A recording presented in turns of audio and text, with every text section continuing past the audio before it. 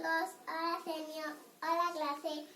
En este vídeo, y hola amigos de todo el mundo, porque clase solo es para los niños de mi clase. En este vídeo os voy a enseñar mi lavadora. Aquí tengo la ropa. Pues primero voy a enseñarla. ¿Vale?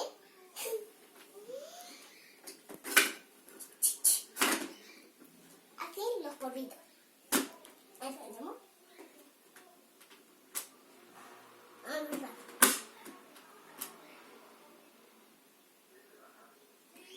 Primero tenía que meter la ropa. Bueno, lo voy a enseñar solo si entro. Esta. No sé bien. A ver si funciona también con esto.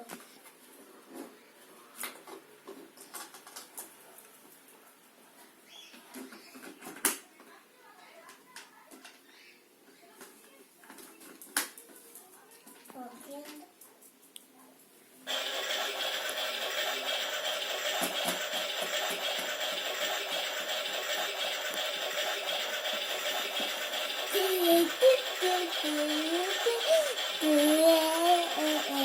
¿Oh?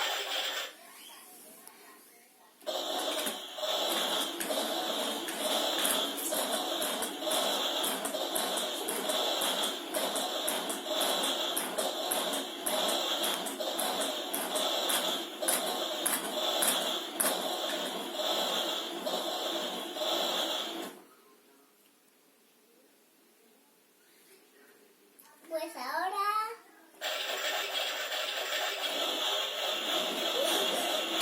seca un poco con esto. ¿Está bien?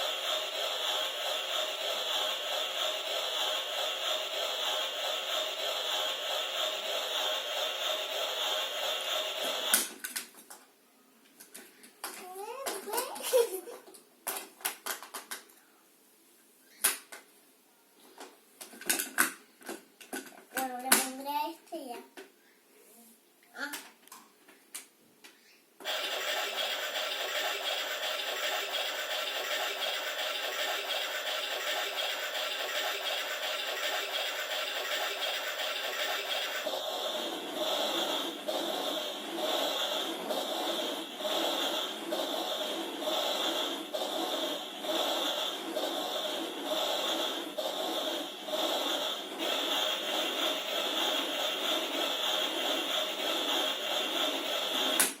Bueno, ya está bien.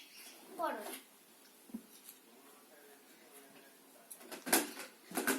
Bueno, y así es como funciona mi lavadora.